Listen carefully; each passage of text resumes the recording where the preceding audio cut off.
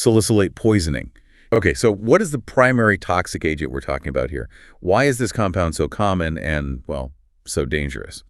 Well, the agents are salicylates. The most common one is, of course, acetylsalicylic acid, aspirin. Right. But we have to remember that toxicity can also come from compounds with oil of wintergreen. That's methyl salicylate. And this one is very deceptive because it is so incredibly concentrated. You mentioned concentration. Can you give us some context on that? Yeah. Just how potent is oil of wintergreen compared to, say, a standard aspirin? The danger is enormous. So a single teaspoon, that's about 5 milliliters, of 98% oil of wintergreen. It contains roughly 7 grams of salicylate. 7 grams. What does that translate to in tablets? That's about the same as 22 standard adult aspirin tablets in 1 teaspoon. This is exactly why an ingestion in a small child can be so rapidly fatal. That really puts the danger in perspective. So when toxicity kicks in, what are the two distinct types of injury salicylate causes? It's a two-pronged attack. First, locally, you get a direct corrosive injury to the gastrointestinal tract. But systemically, and this is the far more dangerous part, you get multiple widespread metabolic disturbances. They affect every single organ system. Okay, let's stick with that initial local injury. How does that usually show up in the GI system? Well, because of that direct irritation, that disruption of the mucosal barrier, patients almost always present with severe nausea and vomiting. And what's very important is that clinicians must also screen for GI bleeding, either overt or occult. That just makes the fluid loss and instability even worse. Okay, now for the systemic effects. Salicyl hits the brain and impacts respiration almost immediately. How does that work, and what's the first acid-based problem it creates? Right. So salicylate molecules, they directly stimulate the medullary respiratory center in the brainstem. This happens very early on. And that makes the patient breathe faster. Breathe faster and deeper. Aggressive hyperventilation, we're talking tachypnea and hyperpnea, and all that blowing off of carbon dioxide, it results in a primary respiratory alkalosis. That respiratory effect is key, but you said the real disaster happens at the cellular level. Tell us how salicylates just completely disrupt cellular energy production. They are uncouplers of mitochondrial oxidative phosphorylation. Essentially, they short-circuit the electron transport chain, so instead of generating adenosine triphosphate, ATP. The body's fuel source. Exactly. The energy is just released as heat. They also inhibit key enzymes in the tricarboxylic acid cycle. So the body loses its energy currency, ATP, but the energy is still there. It's just being released as pure heat. What specific clinical sign does this cause? This failure to store energy, combined with a higher peripheral metabolism, is the direct cause of the profound hyperthermia you see in severe toxicity. This is a very difficult temperature to manage, and it's a huge driver of a poor outcome. So this metabolic chaos, ATP, a rush of heat, this has to lead to a severe acidosis, right? Yeah. What's the resulting metabolic problem that layers on top of the respiratory alkalosis? Yes. The impaired carbohydrate metabolism and the energy crisis, they force the body to burn fat. This enhances the production of ketoacids through lipolysis, and the accumulation of these organic acids is the specific cause of a significant high anion gap metabolic acidosis. So there it is, the classic mixed picture. Respiratory alkalosis plus an anion gap metabolic acidosis. Yeah. What other organ systems get hit hard? The toxicity is everywhere. The central nervous system is acutely affected, which can lead to confusion, cerebral edema. The cardiovascular system can develop non-cardiogenic pulmonary edema. And we also see major effects on the kidneys, often acute kidney injury, and on the muscles, which can cause rhabdomyolysis. Okay, let's move to the bedside. What are those common early symptoms that should make you immediately suspicious, even before you get labs back? Early on, the patient might complain about those classic ear symptoms: tinnitus, that constant ringing, and vertigo. Those two, plus the nausea and vomiting, are usually the first complaints. And as the toxicity progresses, what are the signs that we're dealing with severe, life-threatening central nervous system involvement? What tells you salicylate is getting into the brain. Once those salicylate levels rise and the systemic acidosis gets worse, which, helps it cross the blood-brain barrier, the CNS symptoms get bad fast.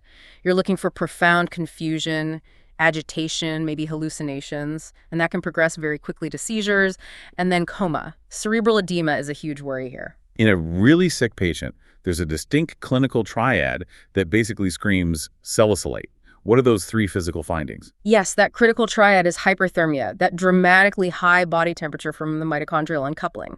Then profound diaphoresis, just excessive sweating as the body is trying to cool down. And finally, significant tachycardia, a really rapid heart rate. And if you see all three, If you see all three together, your management has to become extremely aggressive immediately. let's go back to the acid-base profile. What defines that classic mixed disorder, and why is that particular combination so dangerous? You have to see both things happening at once. It's the respiratory alkalosis coexisting with a high anion gap metabolic acidosis. The danger is that as the patient gets tired, the respiratory alkalosis fades, and that underlying metabolic acidosis just takes over and accelerates, leading to profound instability. And something to note is that in very young children or patients who present late, they might have already exhausted that respiratory compensation. They might present only with the metabolic acidosis, and that is a sign of overwhelming toxicity. Beyond the blood gas, what other labs should providers be monitoring to see the full extent of the organ damage? You need a full panel. Look for electrolyte imbalances, especially potassium. Check coagulation for a prolonged prothrombin time, which suggests liver injury. And absolutely monitor creatinine kinase for rhabdomyolysis, and of course renal function for acute kidney injury. And obviously, serum levels are essential. What is the one lab test that confirms exposure and really guides the entire treatment plan? Serum salicylate levels. You have to get them and you have to repeat them. They confirm the diagnosis and they dictate all your management decisions, especially the need for more advanced clearance. But there's a caveat, right? There is. Always remember the old saying, treat the patient, not the number. A rapidly rising level or a patient with CNS symptoms and only a moderate level can be much more dangerous than a stable patient with a high but steady level. So finally, given how vague the early symptoms can be, what's the one clinical scenario that should always trigger an immediate screen for salicylate poisoning?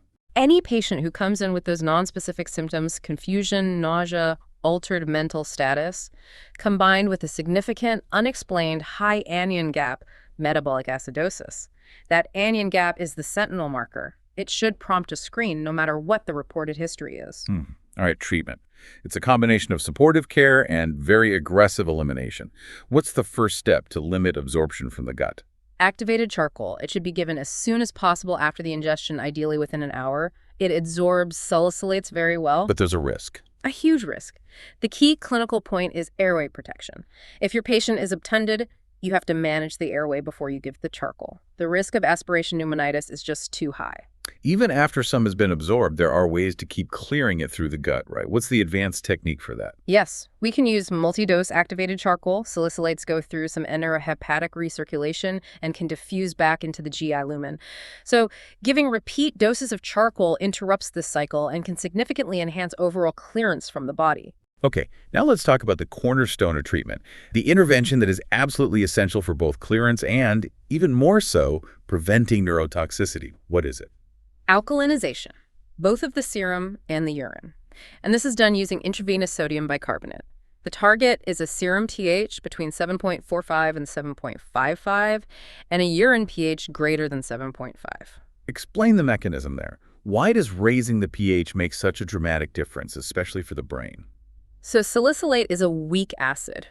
By increasing the pH, you shift the equilibrium toward the ionized form of the molecule. This ionized form is water-soluble, not lipid-soluble, so it gets trapped. Trapped in the blood. This ion trapping prevents the salicylate from crossing lipid barriers like the blood-brain barrier. That limits CNS toxicity, and at the same time, it enhances its excretion through the kidneys. At what point do we say that alkalinization isn't enough? When do we have to move to mandatory hemodialysis? What are the hard indications? Hemodialysis is the definitive treatment, and it has to be started immediately for severe cases. The indications would be worsening CNS status-like seizures or coma despite aggressive care, or severe and refractory acid-base problems, or renal failure that prevents you from alkalinizing the urine effectively. And to put a number on it, some places will consider a level of 100 milligrams per deciliter. That's 7.2 millimoles per liter, or greater, even in an asymptomatic patient, as an indication for dialysis because the risk of sudden deterioration is so high. These patients are often incredibly volume depleted from all the vomiting and sweating. How should we be managing their fluids and electrolytes? Aggressive fluid resuscitation is absolutely paramount. You have to correct the volume deficits to optimize renal perfusion so the bicarbonate diuresis can even work.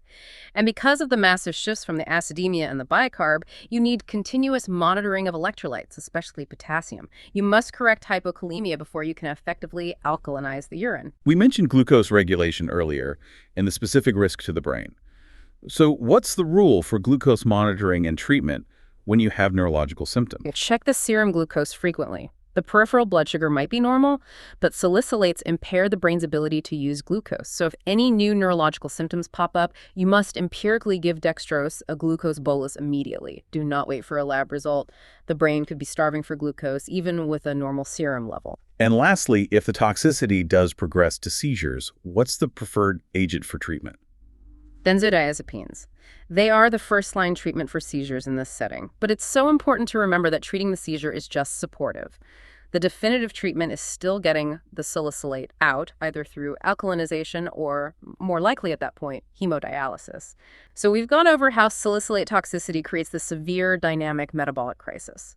It's defined by that dangerous mix of respiratory alkalosis and a high anion gap metabolic acidosis. And early recognition of the signs of severity, that triad of hyperthermia, tachycardia, and diaphoresis, is absolutely essential. Those clinical markers are often more important than the initial serum level for guiding how urgently you need to act. Your management has to prioritize getting and keeping the urine and serum alkaline to stop that CNS penetration.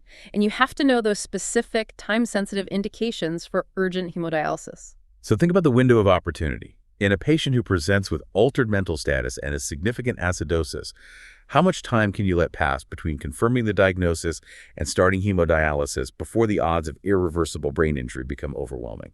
The answer to that question really defines your urgency. Stay prepared.